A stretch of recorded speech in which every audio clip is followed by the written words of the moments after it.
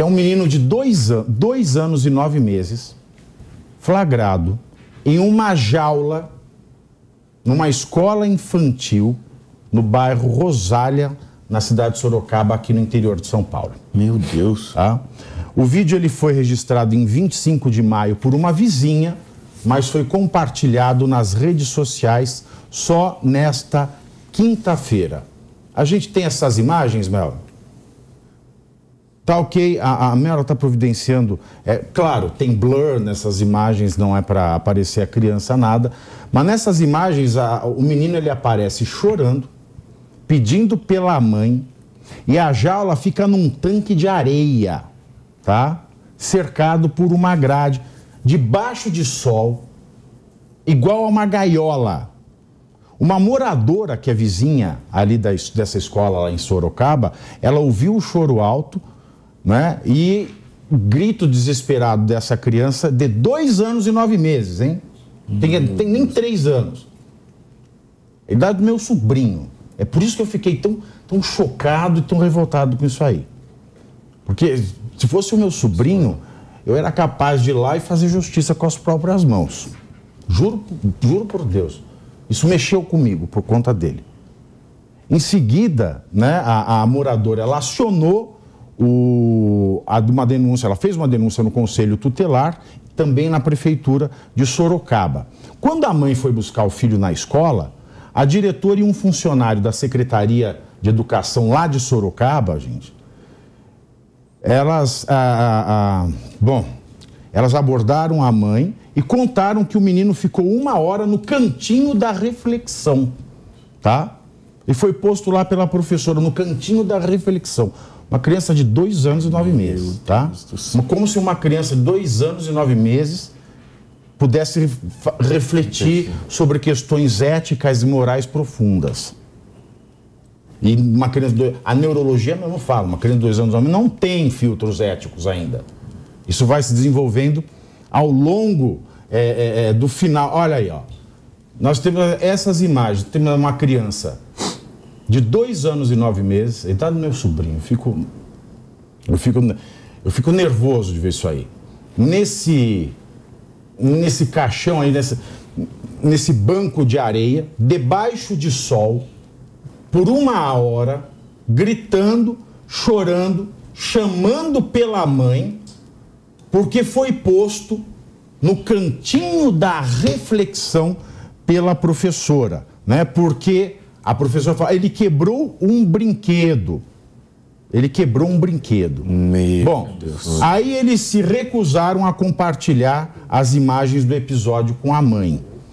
Sem entender exatamente o que havia acontecido, né? A mãe, ela foi em busca de maiores esclarecimentos, procurou as imagens e informações no entorno da creche e, depois de 5 dias, ela conseguiu encontrar a vizinha que fez estas imagens. O vídeo, ele traz imagens realmente chocantes. A gente não tem um vídeo, né, Mel? A gente já vai colocar aqui também o vídeo com blur dessa cena revoltante, asquerosa, né? Que traz imagem inadmissível, né? Inadmissível. E a gente tem que salientar, né, as palavras do advogado da mãe.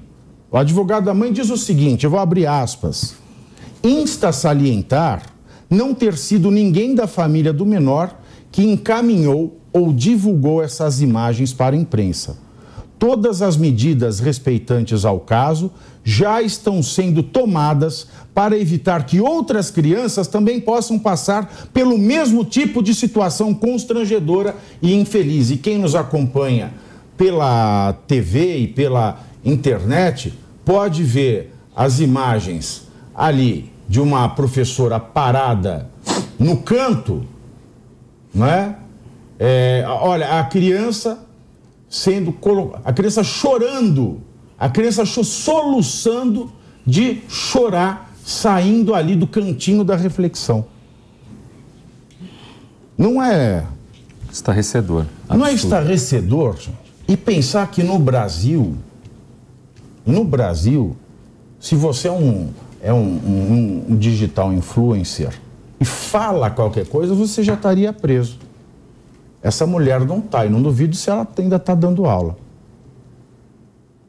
Alguém quer falar algo sobre isso? Eu queria registrar, porque o meu asco é tamanho. Você que é pai, Ricardo? Então, me causou a mesma indignação que tem um filho de 5 anos que frequenta escolinhas, e isso demonstra, eu acho que um pouco, é óbvio que a gente não pode generalizar e tomar bastante cuidado, né? Com essa cena que é forte e mexe com a gente emocionalmente, mas demonstra a falência do nosso sistema educacional. Como é que nós temos profissionais de pedagogia numa escola que acham que uma criança de 2 anos e 9 meses tem que ir para um cantinho, a céu aberto, debaixo do sol, fazer algum tipo de reflexão por ter quebrado um brinquedo? Que tipo de formação de lógica pedagógica na cabeça de um profissional é essa? Então, nos causa realmente uma indignação imensa, né? Absurdo. Eu também sou pai, né? Meu filho agora está com 12 anos, claro que ele passou por uma fase, enfim, de criança, que bagunça, que quebra, mas isso é absolutamente normal, mas nunca bati no meu filho, nunca foi necessário. Sempre tentei conversar, quando ele chorava, acalmar. Enfim, o que mais surpreende é que essas supostas profissionais que estão na escola fizeram cursos de pedagogia, onde a última coisa que se ensina e jamais se ensina é esse tipo de tratamento às crianças. É um absurdo, é uma vergonha, isso é uma barbaridade. Ainda mais uma criança debaixo do sol, sendo que ela é muito mais vulnerável a doenças, enfim, pegar insolação, qualquer coisa do tipo, né? Então, 1 hora. Isso é absurdo. 1 hora. Se as crianças estão sem filtro solar, 1 hora debaixo do sol. Não, como é que a gente pode aceitar? Pode desidratar a criança. Eu sou da época da educação havaiana. Creio que o Ricardo, o professor Marcelo Suano também, Paulo Nicoli também deve ser. Educação havaiana é o quê? A gente foi educado na sola do chinelo havaiano. Era o nosso psicólogo. Era um grande psicólogo. Mas assim, uma criança, a gente lembra da havaiana quando a gente ia perata 4, 5, 6 anos, né? A mãe arremessava, pá, chegava o chinelo, era o bumerangue. E sempre chegava, né? Você tinha que ter feito uma grande de uma besteira. Nossa, eu tinha um medo danado da minha mãe. Mas assim, uma criança de 2 anos. Covardia, né? 2 anos. Não, e o trauma que deve ter criado nessa criança, imagina 1 hora debaixo do sol quente, chorando, gritando ali, sem entender nada, porque essa criança não criou nenhuma reflexão, ela não esquece. Ela não tem filtro ético neuronal ainda. Ela nunca vai ser feita. Não, é um dano absurdo isso. E o mais bizarro disso tudo é que a gente poderia aqui fazer várias críticas à formação dos professores, ao número de faculdades que vão se abrindo em cada esquina, oferece curso de pedagogia, etc. Várias críticas poderiam ser feitas ao sistema que forma um professor desse. Só que aí eu acho que não é nem uma questão de formação, é uma questão humana mesmo. Porque qualquer ser humano, como está acontecendo nesta mesa e como deve estar acontecendo do outro lado da tela, consegue entender que deixar uma criança de 2 anos de idade dentro de uma jaula, numa escola, no sol, durante 1 hora inteira, não é um negócio humano. Não é um negócio que corresponde à dignidade da pessoa humana, ainda mais de uma criança de 2 anos de idade. Então, acho que vai além, inclusive, de questões de formação e de questões contratuais. E o mais triste disso tudo é que, mais uma vez, nós estamos falando de pessoas que não teriam condições, por exemplo, de colocar o seu filho numa creche particular de melhor qualidade. São pessoas que necessariamente dependem desse serviço público que é entregue dessa forma aí. E eu fico me perguntando o que se pretende com isso, né, do ponto de vista pedagógico, né? A criança vai aprender o que com isso? Absolutamente nada. Isso é preguiça. É preguiça de querer tratar a criança adequadamente, querer conversar, querer entender a criança. Primeiro tem que verificar tudo, para não acontecer que ocorreu como ocorreu com a escola de base. Sim. Foi outra coisa, tá? Mas, uma vez identificado... Só fazer você falou da escola de base, a escola de base foi uma denúncia falsa de abuso sexual de criança. Sim. Não tinha imagem do abuso, não tinha nada que comprovasse o abuso.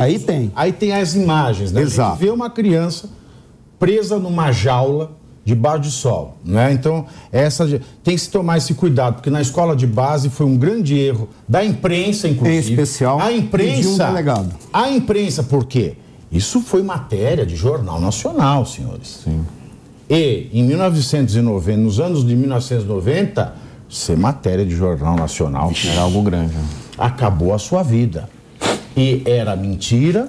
Exato. Os donos da escola morreram, e ninguém nunca recebeu um centavo de indenização. Mas ali não é o caso. Mas aqui não é um caso. Aqui é um caso que a gente tem a prova concreta através das imagens. A grande questão, Pavinato, é que isso não é um caso simples. Isso tem que ser punido com um rigor.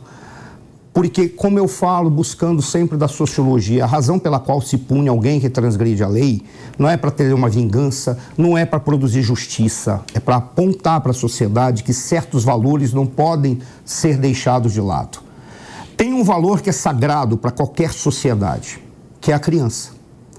Veja, quando eu falei aquilo, eles não vão esquecer. Essa criança não vai esquecer nunca. Não interessa se ela vai lembrar isso por intermédio de pesadelos ou comportamentos no futuro, mas isso vai marcar a maneira como ela vai se comportar diante dos outros. É uma criança que nunca mais vai brincar. Um ato como esse, Pavinato, ele deforma aquilo que é a produção de um adulto saudável por uma razão simples. Porque simplesmente essa criança, ela vai se relacionar e montar estratégias na sua vida de ação com base a raiva que ela pode estar sentindo, o medo que ela sentiu, a forma como ela vai se relacionar com todas as pessoas. E o maior crime que essa escola, esses professores, essa pessoa, seja quem for, cometeu é ter retirado a única coisa que dá ao ser humano a possibilidade dele ter a sua dignidade e relação com Deus, que é a pureza. Bom, ele retirou a pureza dessa criança. Vamos torcer pela punição dessa professora, que não deveria ser mais professora. Meus queridos, nós voltamos aqui